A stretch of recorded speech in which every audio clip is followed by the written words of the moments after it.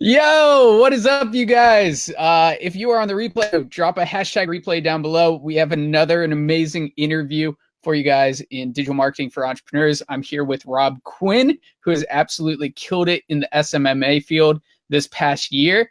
In his first year, he's done over $250,000. First year in business, which is absolutely incredible. We're going to get into exactly how he did that, but I should probably bring him on screen.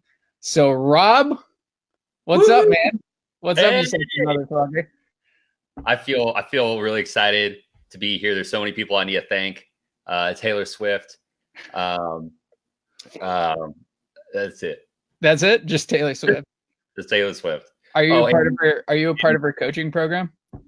I mean, are you not? No, she wouldn't let me in. The application was really tough. Is it because you said you were for 50 Cent? Or no, who's the person? Kanye? Wait, did you say you were for Kanye and she's like, well, I can't let you in? Yeah, I said she should sleep with Kanye. So. Oh, that's probably yeah. What it was. Yeah, I'm not very good at applications, but anywho, thanks for being here, guys.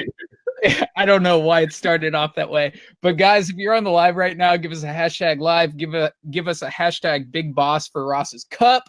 And we're going to deliver the value on this live as much as possible. So, Rob, it's been a crazy, awesome year for you, my man.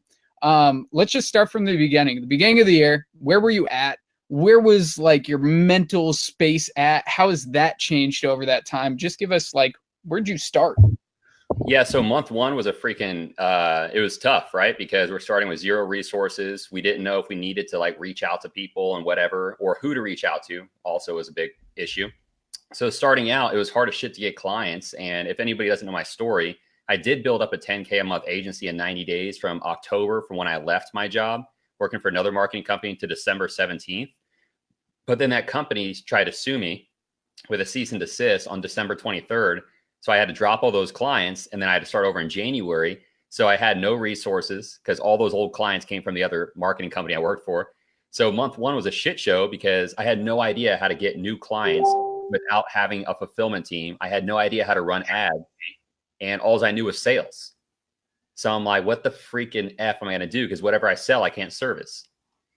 So anyway, that was tough. I picked up one client. Actually, at the time, I bought Dan Henry's course, and I learned enough about Facebook ads to run retargeting ads for this client. It was an e-commerce store, kicked a lot of ass, did like 635% return on ROAS, like ROAS. And from there, I just used those results, my launch pad. And then month two, I signed 3 more clients plus a build out fee. So ended up doing 10K a month again in 60 days. And I realized, well, this sales stuff is awesome. And then from there, I kind of hovered around that 10,000 to 16,000 a month marker all the way up until around August, May, June, July. No, actually around July. Yeah. Nice, dude. So it's crazy how, like, things can go to shit, but you're able to rebuild it in like a 2-month, 3-month period. Mm-hmm. So as everybody says, like, the entrepreneur mindset has to be strong because there are going to be times when you fall. What were some of those things? How do you keep your mindset so strong going through those tough periods? Knowing what you're playing the game for. So like my kids, I knew that I had to keep playing this game for my kids. I knew that if I lost my car, because my car was going to get repoed in January. So the money that I made in January was only $1,000, by the way. That was the retainer for that econ client. So I used that money to catch up my car enough to where they wouldn't repo it. And then everything else was still behind. Yeah. So you have to be able to know, like, okay, well, I can't lose my car because I need to take care of my kids. And I have to have enough money for food, at least for them, because I have to take care of my kids. And then it's all really came back to your why. The why that makes you cry. So that's what that was for me. So that's awesome. The why that makes you cry. Yeah, I've actually found that having your number one fear and your number one goal written down and why you do it is super fucking crucial. I want to say what's up to Jerry. Thanks so much for being here, man. Augustine, thanks for being here. And yeah, guys, if you have any questions along the way, drop them down below. Rob's got your back. So if somebody is just starting out in the SMMA field, or running Facebook ads for local businesses, what's your biggest advice to them? So I'm going to start with the ending advice, then go backwards, but I'm going to say stay the course and bet on yourself, because a lot of the time entrepreneurs that really do have what it takes quit too soon. And, you know, it's tough because sometimes they see guys like you, they see guys like Josh 40 or Dan Henry, or I guess now me coming up in this space because of your guys' help and everything. They see everyone come up so fast and they're like, oh shoot, I've been doing this 3 months and I'm still not a millionaire. And that's the problem with entrepreneurship, is that people that really do have what it takes just quit too soon because they have this preconceived notion that I should be a millionaire if I'm doing business online right away. I love it. Yeah, that's what I would say with that. And initially starting out, I would make sure you keep an open mind.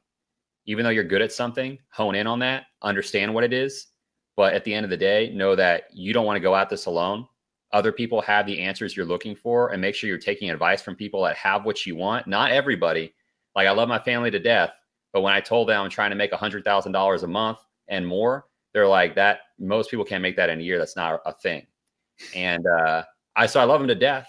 You know, I appreciate their opinions and stuff, but it's not the advice I would take in business. I might take other advice from them, like in marriage or in like finance, stuff like that, but not in business. Yeah, absolutely. I love that. And also, you have a very, very interesting product that you sell online. It's called Agency in the Box. I still don't even fully understand the back end. Yeah. So can you explain that to everyone, how you help other agencies thrive? Yeah, definitely. So I'll actually start the backstory, how it came to be, and then I'll explain the program. But initially, when I started my agency, we signed a venture funded company, and we signed them on Snapchat ads, Facebook ads, and a couple other things. But I was scared to death to go in to pitch them because I didn't know how to service anything. So I couldn't answer the detailed questions that I knew were going to arise. And I asked my fulfillment squad that I hired at the time, team, whatever. And I was like, hey, could you guys jump on the call just to be there for support? So it looks like we have a team, and then answer their detailed questions. They're like, we don't do that. So that's whenever the seed was planted. And I was like, what if there was a program to where I could go in and sell deals for people, and then I could also go in and fulfill the deals for people, and I could teach them how I acquired clients to hit 10K a month in 60 days. So I'm sitting in my house. It was like February. And I was like, you know what? I see all these people doing courses. I imagine it can't be that hard to make. And I was going to call it Rising Star Entrepreneur, because I was like, yeah, everyone's rising up. But then I was unpacking my house because I just moved in January. And I was like, you know what? I wish my agency and everything I have came in a box like this, and I could just open it up, or other people could open it up and then take out what they need. And I was like, that's what I'll call it, Agency in a Box. And I changed the name. And so now the way the program works, because we've done a bunch of updates, because it started as a PDF that I sold for like $47, and now it's like not $47. But the way it works now is you can jump in. If you have capital to throw into this and you want it to be an investment, you can actually get into the program and buy traffic, which we'll be releasing in January. So you can buy the traffic to where we have a call center you can use. You could pay them to do the calls and appointments for you. We have an email system to where you could buy cold emails and have those acquisition emails sent out. Or you could just put money into our webinar funnel that we do for you, and it'll generate the appointments for you that are already pre-qualified through a survey. So you can put money into that. And then from there, or let's say you don't have money, right? You can't use any of those. If you don't have money, I give you 6 different organic prospecting tools from Facebook, Instagram, Upwork, LinkedIn, and cold calling. And there's one other one slipping my mind right now. But anyway, so I teach you how to use all of those if you want to do it for free and organically. And then now we go to the next step, closing the deal. This is usually one of the hardest things to transition to. What people don't realize a lot of times starting an agency is they think, well, I just need to sell a client and then I have a client. But there's a lot of moving pieces in between that process. So after you book the appointment, we actually give you a pre-qualifying script for the first appointment, and it's super, super detailed. And from there, you go through that whole script and make sure that they have money. You have all the decision makers on the call. They're the right type of client. They're ready to spend the money. And then you send them a calendar invite, right? to book the appointment, which you will choose from calendar times with our team of closers we give to you. So we have 10 or now 11 people in the program. So you choose, they have bios, pictures, everything. Pick a time that's open on their calendar so they'll close the deal for you. But in between you booking it and pre-qualifying it with that script, and in between them meeting with the closer, which you'll jump on the call with them too over Zoom, we give you a VSL. And you include this VSL inside of the calendar invite, and they have to watch it or we reschedule the appointment. And this VSL is a 15-minute naked webinar that we shoot to them that shows case studies, testimonials, and exactly how we solve their biggest problems in that niche. So right now we have it for e-com, dentists, and gyms. So it's a 10 to 15-minute webinar that they watch. So they already know exactly how we're going to solve the problem. So they've been pre-qualified. Now they know exactly how we're going to solve it. And then they hop on an actual live webinar with the closer and you. So they're already ready to go at this point. And then we just take them through the whole thing, a little bit more detail. And then we give them 3 package options that they can choose from. And regardless of which option they choose, that agency owner is going to make 200 to 300% ROI every month after month 1. Month 1, you'll break even. But every month after that, you'll make 200 to 300% on that client. Now, the question is, how do I service the deal? We have a fulfillment service inside of the program as well. So after the deal's closed, it's pushed over to the fulfillment center. And then they handle all of the onboarding, the servicing. They give you a live dashboard. So this way your clients can log in there 24/7 and see their live real-time results. So you don't even have to worry about sending reporting. It's literally my entire agency in a box. That's fucking insane. We're not even selling anything on this interview, by the way. I just wanted Rob to share like how he sets up his agency in the box, because I think it's the coolest thing in the world. So my question for you is like, how did you find that call center? How did you find those closers? There are a lot of people here that are agency owners, and maybe they want to work with you, but maybe they just need like one closer at this time, or maybe they just need a call center, like not the whole thing. What would you tell them if they need to find a call center or a closer or a VA or something like that? I will tell you, if I didn't have this and I didn't build a brand already, it would be hard for you to start out to do it. Or you're going to constantly be sifting through a lot of crap to find the quality. So even though I want to say there's an easy way to do it, it's really not. Like, you're going to have to go through Upwork or headhunters or like different ways to find the best type of person for that. That's what makes it suck as an agency owner. So getting into this program, because I've built a brand, you're going to have the ability to have access to everything and not spend money on it until you make money on it. So that's what's great. Like the closers, you don't pay for the closer until they close the deal for you. Let's say they don't close the deal for you on the first call, that we put that information in a CRM that we have on our back end, and the closers get to follow up on that deal via cold call for you. And if it's and then you are notified when the deal is closed, because we collect the credit card information and everything over the phone for you. And then we send it to you. And then that's whenever, after the payment processes, that you pay us. That's pretty fucking cool. So it's like all commission based, right? 100%. That's amazing.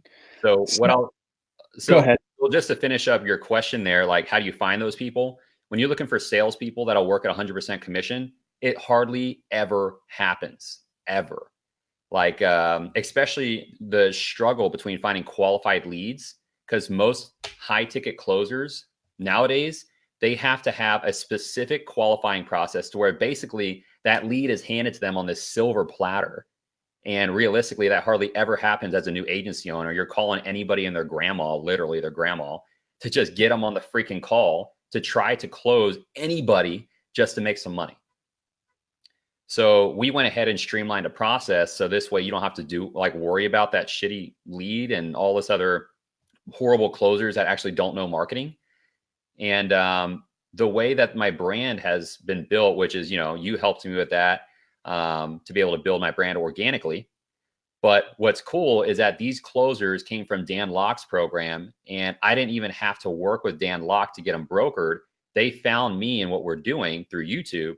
And then now we have 11, so almost a dozen closers in the program from Dan Locke's program. And we've already set it up for them where they get handed these leads on a silver platter from you. We help you qualify and warm them up prior to ever getting on the call with Dan Locke's closers. And that's it. That's how it works. So they're working for me because I always position it that 100% commission is the best opportunity you could have in the world. And the reason why is because I'm 100% commission. So my question for you is, do you think you're better than me? Because I own the company. If you say yes, then I always suggest they start their own company. If they say no, then I offer them the position. That's awesome. Dude, your process is so fucking badass. If I was starting an agency, I would definitely work with you. But again, we're not selling anything on this live. And it keeps coming up as like a sales pitch, but so I know, it kind of is. God, I get excited. So how did you start this? So many things have changed in the past year, from you starting your own agency to starting Agency in the Box. Like, what was the progression? What were some things that you went through, or what were the top things that you learned over the past year? If you have a top three. Top three, the number one thing would be to elevate your mindset with your financial growth, because there's 3 tiers in being an entrepreneur, I see anyway. And the first one is whenever you have zero money and you're a solopreneur and you're like hating life because it's very, very difficult because you have no money. And then from there, you start to develop like a stable income of like, 10 to 20 grand a month. And you feel like you have money, but realistically, you're still working for yourself. You just don't have the same types of headaches. And then from there, the third type of entrepreneur, and we were talking about this before we got on the call, is the one that's built this and is trying to scale to the next level and build a team to start delegating these roles. And that's when things actually get more difficult than when you first start and you have no resources, because now you have other people's livelihood in your hands, including your own. So I would say mindset with financial growth, because you don't ever want to think small enough to where you're comfortable with being comfortable. So I would say mindset would be number one, and also that you think you should go ball out. That's not smart either. Yeah, I'll tell you, from someone that hasn't made less than $40,000 the last 4 months, like that is not anything that I've ever thought about recently, to go out and buy and ball out and stuff like that. So the next thing I would definitely suggest to learn is to definitely stay educated and continue to learn. Even though you get good at one thing, a lot of people feel like they could rely on that one thing. And a lot of the time it's really not enough, and there's still a bunch of holes in the business. So as you continue to want to be educated, your business IQ will grow. And then instead of seeing results and success, you're going to start seeing holes. And when that starts happening, you start seeing your business as not look at how much money I made, but rather here's where I'm leaking money. So this way, all you're going to start seeing is different ways to make your process better versus how much money you're making. And as a byproduct, you'll become so financially abundant, you're going to forget that you ever didn't have money. It's just a weird feeling. And because even like this month, I've been only focusing on my systems, and I lost a lot of revenue. December has been a pretty tough month, but I won't make less than 25 grand, even though it's a tough month. And that's just because I'm so focused on building out my systems and making sure my team has everything they need, that's just how it happened. And I guess the third thing would probably be to make sure you don't go at this thing alone. That's something that I've thought a lot about, because when I first started, I was just freaking running through walls, just trying to figure this thing out. And I just didn't reach out to the right people. First of all, I was scared to reach out to the right people, because I'm like, why would they want to talk to me? And secondly, I'm like, I can figure this out on my own. I've had so much success in doing everything else I've done before this digital marketing thing. I can figure this out on my own. And I would say those are the 3 things. So make sure your mindset grows with your financial growth. Make sure you continue to want to be educated always. And then make sure you don't go at this thing alone. Dude, I love that. Especially the last one. Starting out like as an entrepreneur, it is so fucking lonely. I'm so glad I got Tasha. I got my personal assistant. I've been able to connect with so many people in my Facebook group. I just hired a systems guy who's setting up all my systems for everything. And it's a lot less lonely than it was first starting out. Holy shit. That was impressive. Yeah, it was. But yeah, man. But you also talked about growing a personal brand and how valuable that is to your business. So, where did you start? Because you didn't have a personal brand starting out this year. So, how'd you start building that up? Yeah, so I started working with you. That's actually where it started. And it's funny because I told you no to me. Yeah, it's funny, guys. If you grow a personal brand, talk to Cruzy. The guy has this stuff figured out. And I see Evelyn here. How do you know who to reach out to and work with? Evelyn, I'll let you know if you want to work with somebody building a personal brand, Andrew's a great dude to work with for that. Like monetizing Facebook groups. The thing is, you were so fucking stubborn because I I know. knew I saw what you were working on, and I'm like, dude, we need to work together. It's fucking. Yeah. And you said no at least 2 or 3 times until I finally got you in the program, and then it blew up. Yeah, it was 3 times. I said no 3 times. And it was funny. He finally reached out to me. He's like, I'm just disappointed that you're not going to be in this program. And I can't remember what you said last thing, but you have like a line that you say. But anyway, it worked. Along those lines, yeah. Yeah. And so I jumped in, but that's when things really changed because you're going to hear from a lot of these. I'm going to do this right now, gurus. And the problem is that they're growing to a point now where they don't need organic, quote unquote. They don't need organic. Everyone needs some organic, right? Look at Neil Patel. But there's so many of these people that feel like they don't need it because they're just running paid ads. And I'm not going to drop any names. But what I will tell you is based on what they're telling you, that might be where they're at now. But when they first started, that's not where they started. So I'm here to tell you, regardless of you spending money on paid ads, like that's how I first started. I was like, I'm just keep spending money on paid ads and then growing my revenue that way. And then when I started my branding, it's fine. I sent Andrew a screenshot that he'll have to like upload into the comments or something later. But I've done like $150,000 in just the last 5.5 months, 5 months or so. And it's really, my revenue scaled from 16,000 a month to the next month I did, if we were able to screen share, I could show you 16,000 to 21,000 to 41,000 to 43,000 to 50, or no, I did 47,000 last month. And then to this month, I'll fall super short because I'm trying to set up for next year with taxes and all this other shit. But I'll do 25,000 this month. So realistically, guys, you need to build a brand. I don't really care what all the big gurus say because when they first started, I'll tell you right now for a straight fact. And if they disagree, that's not true because I will go back and find screenshots when they post the stuff about it. But they went to conferences. They did a bunch of Facebook Lives. They were doing collaborations. They are reaching out to mentors. So if you see anybody say you don't need mentors, you don't need to go to conferences, you don't need to do organic traffic, they're thinking about where they're at now and they forgot where their roots were. They forgot what it's like. Yeah, dude, that's huge. The grassroots just starting out. And I made a post about this a few days ago. Like everybody wants to start with a webinar, and that is just a money pit. You need the money to ultimately test that webinar to make it successful. And it takes a lot of your time, a lot of time capital too. So if you don't have that like pipeline of people that want to buy from you already in a Facebook group or with you, you started a YouTube channel that's killing it too. Like create that pipeline, Instagram, Facebook groups, YouTube. You can get traffic on your personal page too. Like just make sure that you have a group of people that want to buy from you at the drop of a hat. And then you'll be good to go to ultimately create that webinar to start running paid traffic, but you got to build that up a little bit. Yeah, people hear this cool thing about, it's funny, I made a post today, like ads and funnels don't make you abundant, people do. And what I meant by that, because it has a lot of meaning behind it, is because if you don't understand the big problems with people and their native language, which by the way, if you guys don't understand those terms, Andrew's program breaks all that down. And figuring out the native language and what people say, not what you think they say, but literally exactly what they say. Okay, that's what you put in your webinars. So if you get these VSLs from Agency in a Box that we give you in the program that you send to your prospect before they hop on a closing call, those VSLs were done by all the same objections that we constantly get doing appointments with dentists, gyms, and e-com. So we literally are saying exactly what they say in the meeting in the actual presentation.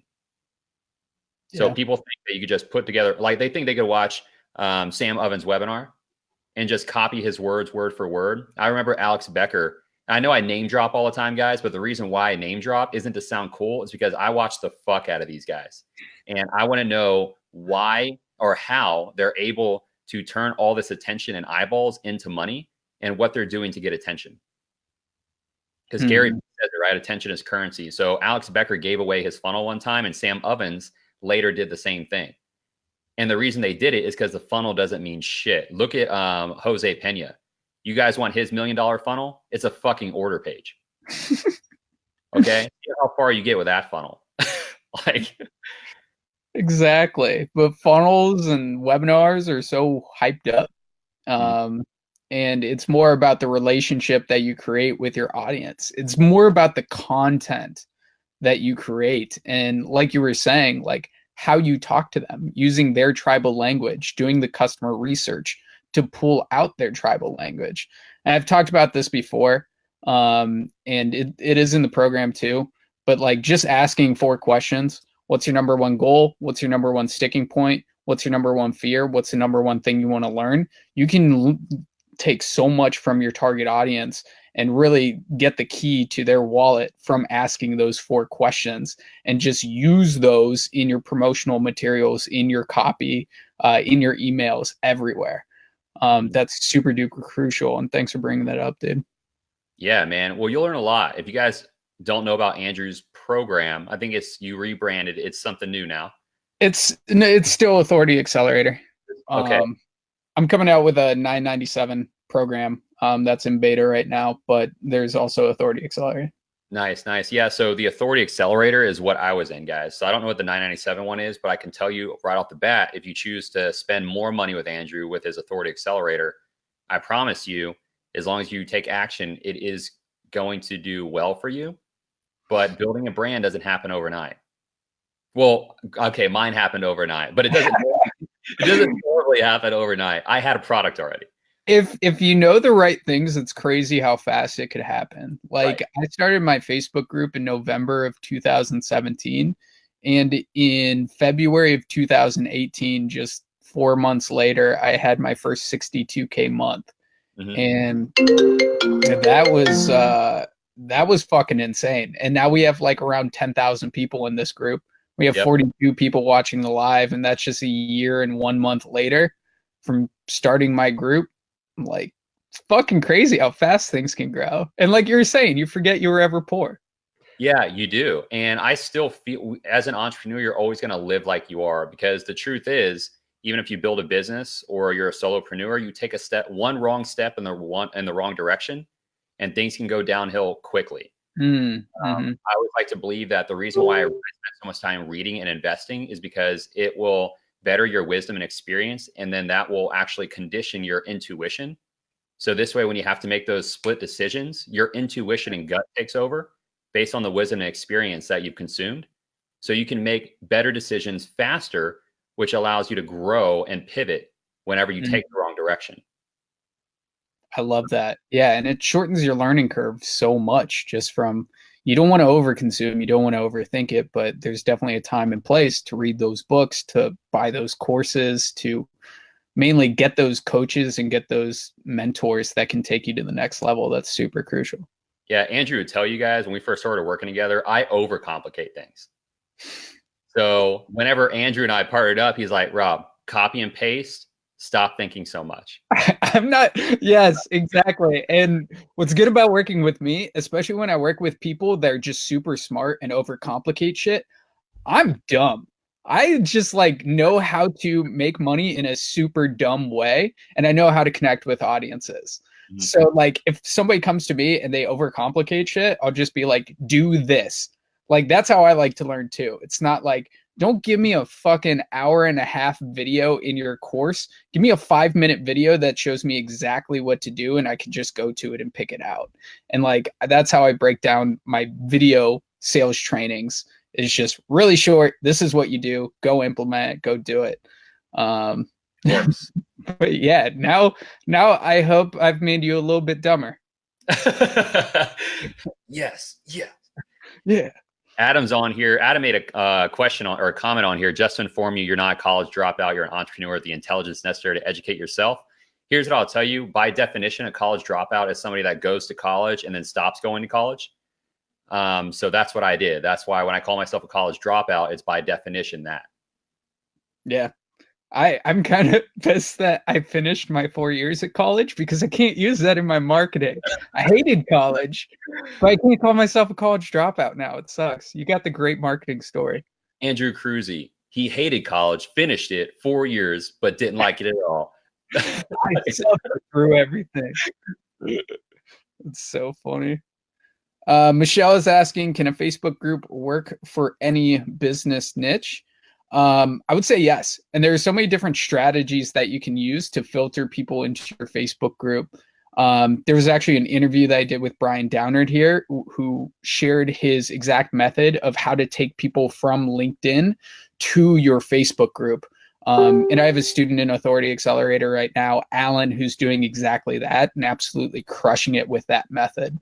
So yes, just identify what niche you want to go after. And then there's so many different ways to take people from totally organic traffic into your Facebook group. And Rob runs a little bit of paid traffic, but I haven't ran a single ad for my Facebook group or my personal brand in general. So all 10,000 people in here are all organic, not a dollar paid on it. That's freaking sweet. Yeah, you don't spend much at all on your ads. What was, you had a Black Friday deal. Can you like break down that Black Friday deal for everybody? You made a killing. Yeah, Black Friday. I did. So in total, I did $22,000 in 2 weeks. Well, 21,500 technically.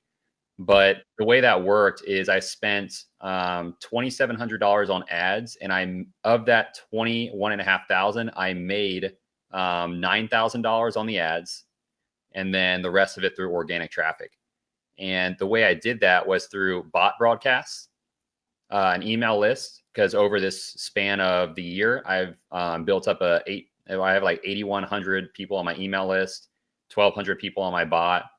And so I always use that. That's traffic that actually you made a post about this, but if you guys read Russell's book, he talks about it too.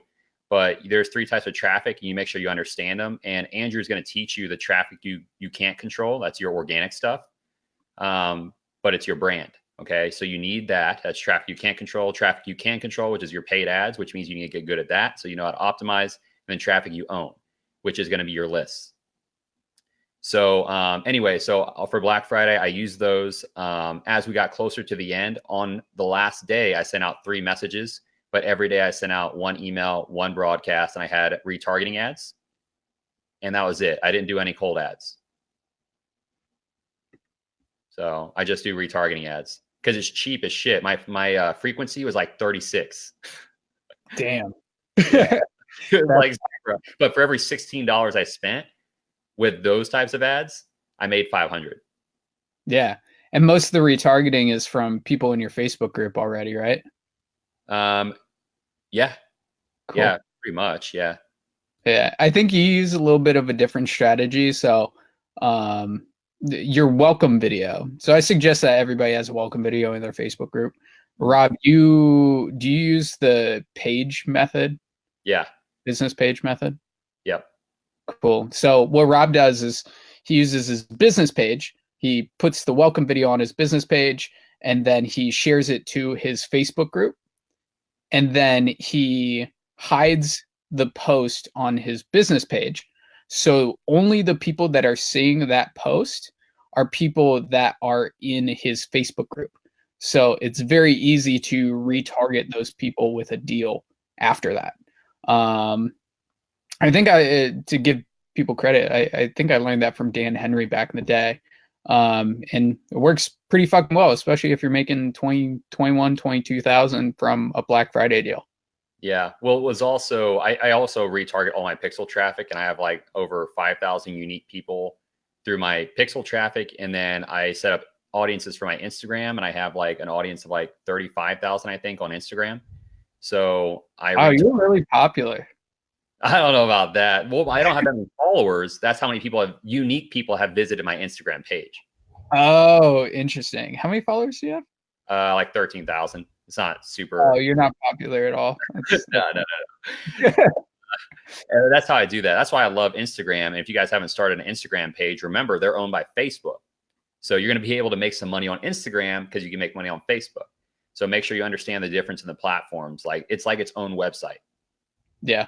And I would advise people master one first. So if it is a Facebook group, just focus on that Facebook group for a few months, grow it up, grow your audience. And then you can switch over to YouTube or Instagram.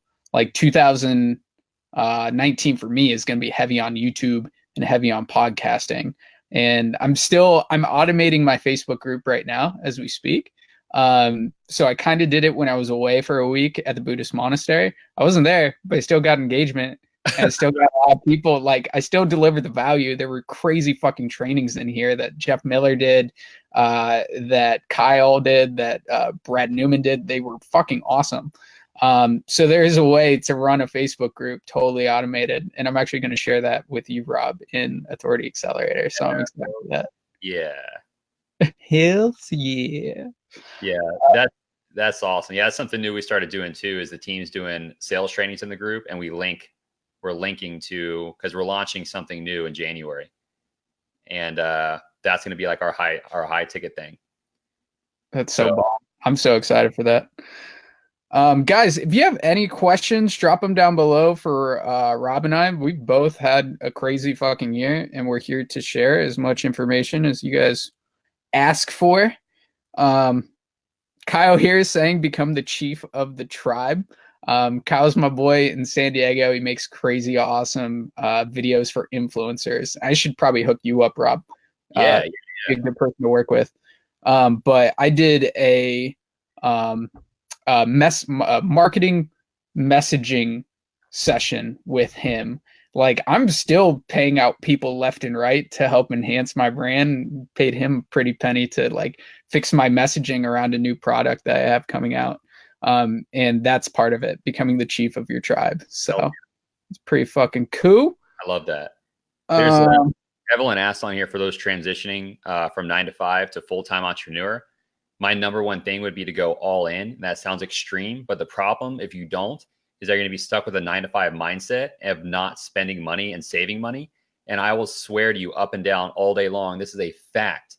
It is easier to make $10,000 than it is to save $10,000. So don't be afraid to spend money, because your customers are going to be like you.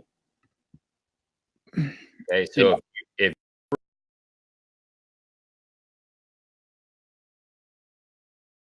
I can agree with that. Okay, I'm back. Cool. I thought my image went away for a second. For me, I quit my job in it was just in September of 2017, so just a little over a year. And having a 9 to 5 job takes up so much of your goddamn time. Mm-hmm. So I went the 4-hour work week route, where I asked if I could work remote. So I moved from Chicago back to Cleveland, and started working remote. And I just focused 110% on my agency and said, fuck this job, and did the minimal work requirement without getting fired. I did that, and I focused on my health.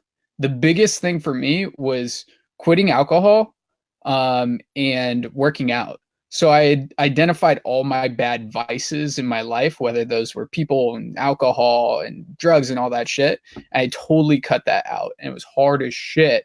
But it's crazy how much more mental clarity you have when you take those vices out of your life, whether that's eating as well. So I would focus on just your business and yourself as a person, because your business works because you work, and you need to double down on that when you're transitioning out of 9 to 5 and into entrepreneurship. I agree with that wholeheartedly. Like, for sure agree with that. Yeah. That's big. Yeah. Yeah. That's awesome. Focus on being the best version of yourself. 100%. So Michael's asking, do you guys strategize alone, or do you have a team that you come up with new product ideas? That's a great fucking question. Yeah, I used to strategize alone, but now I like to do two things. Number one is I like to have the person involved in the creation with me on the line. And I like to have somebody that I trust that has absolutely no fucking idea what I do or that has any education on that topic on the same call. And the reason why is because they're going to ask questions around what we're talking about that typically somebody that we're selling to would ask as well. So it helps us come up with, this is something that Andrew teaches in his Authority Accelerator, but you have to learn how to brain dump first and then organize. Mm-hmm. That's so huge. It is huge. So we brain dump, and then we get more of that brain dump from the questions asked by the person that isn't an expert in that space.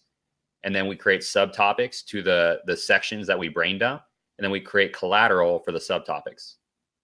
Yeah. And that brain dumping process is huge. You do not want to edit yourself at all when you're first coming up with a product. So your brain is going to say, oh, that's a bad idea, but try to eliminate that as much as possible and just put it down on paper, because you can always go back and edit it. And if you say, oh, that's a bad idea, because you're editing at the same time, your brain is going to shut off and it's not going to be as creative as it can be. And for me, I strategize all the time with people. So whenever I'm down in Miami, I am at Jeff Miller's office and we're strategizing using his big fucking whiteboard. That's a huge wall.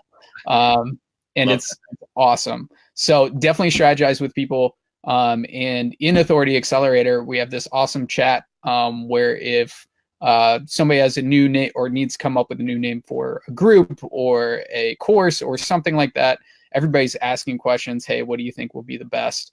And getting feedback from them. So yeah, strategize with other people. It's crucial.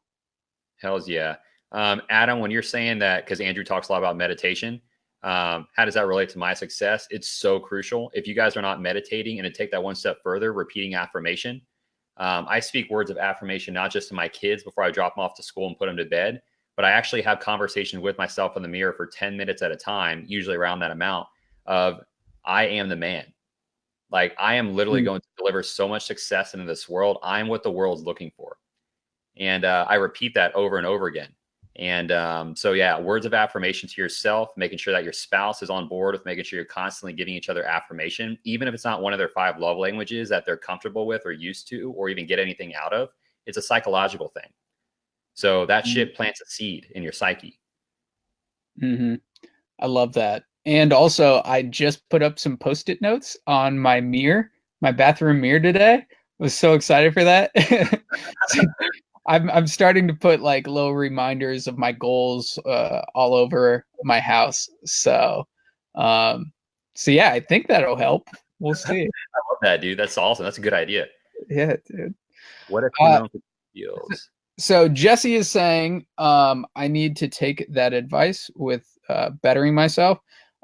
So Rob, can you drop some more advice on how you've bettered yourself over the past year to ultimately create that $250,000 from this year?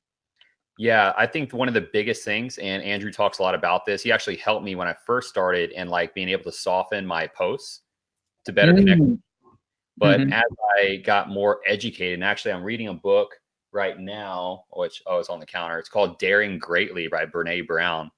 But this book's been pretty impactful for me, and just having these types of conversations and understanding how to be vulnerable and owning your story. Because vulnerability, and this is how I bettered myself, right? Vulnerability is a direct link to empathy, because whenever you can be vulnerable with yourself and open up, it opens the door for you to understand somebody else and their position. Even if it's not the exact same as yours, you can be able to put your circumstance in their shoes. And regardless of whether their circumstance is easier or worse than yours, it makes it the same. Because that could be the worst thing they've ever experienced, which makes it the worst thing you've ever experienced, because they don't know anything worse. So you need to treat it like if you're about to go to prison and all they did was like their dog died. Well, guess what? Those two are the exact same level of seriousness. So when you learn how to empathize with somebody in that way, you can really start to listen and understand what is really going on with them and communicate better. And that's going to help you be able to drive certain outcomes and to influence. And it becomes more powerful that way. So that's how I bettered myself, is learning how to be more vulnerable and owning my story. I fucking love that. And another thing I want to mention too is that I just made a post about this. People want your story. They don't want your advice.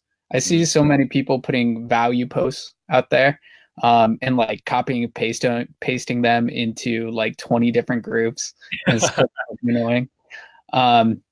And there's no engagement with those value posts.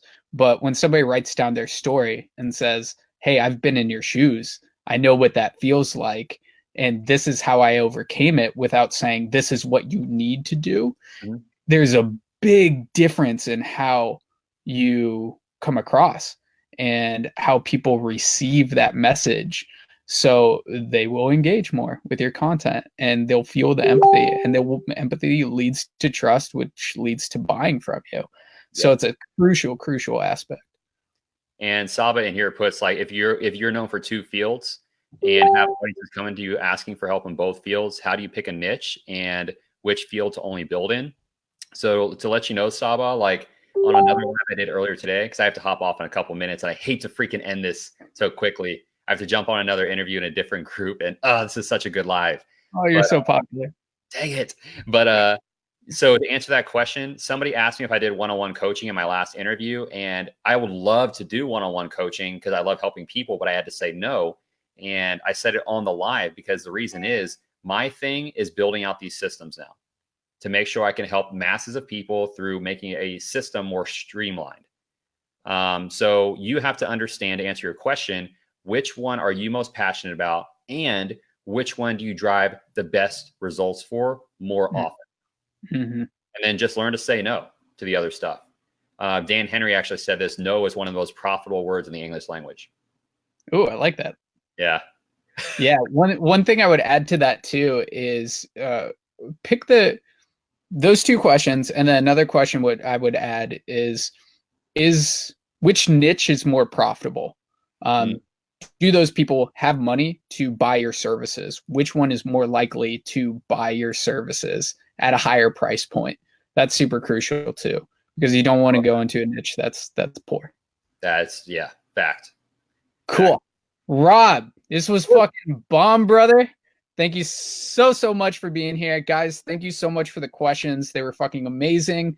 And I do want to mention before we get off the live, we are doing interviews every week in this Facebook group, and I've got the lineup booked out for the next 3 months. I'm super excited to bring it to you. I hope Rob kicked it off in a great way. I hope you guys love this. If you did, smash the fuck out of that heart button, and also drop a comment if you think it was valuable. And I can't end it yet. Rob, actually, I'm gonna put you on the spot right now. Do you have anything that you can give away, like a guide or a cheat sheet or something that you have of value? All right, it's going down right now. Hold on, let me ask, if I were to give you guys my exact script that I use for consultations and my cold calling script, is that something that you guys would like be totally down for? Or nah? There's always a delay. Like nobody says it. Oh, wait, yeah, that's right. I forgot about the delay. Would you be down for that? Hashtag scripts if you're down for that. Hashtag scripts. If we get like 10 of those, I'll know for sure that everyone's digging it. And I'll just drop it in there just to let you guys know. It will be in a chat bot, but you will not have to sign up in an email list or anything. Oh, we got one. Jerry says yes. Nee says cool. Jesse says yes. Woo! Ask again. Nee says yes again. Ask cool. Again. Okay. All right, it's going in. All right, that's good. There you go, guys. Hashtag scripts down below if you want it. And Rob, thank you so much for being here, my man, and crushing on the next interview. Like you always do. Invite, bro. Appreciate you. Everybody go get this guy's program, Authority Accelerator. Fuck the 997. Go get the Authority Accelerator straight up. It's a winner. So, my man.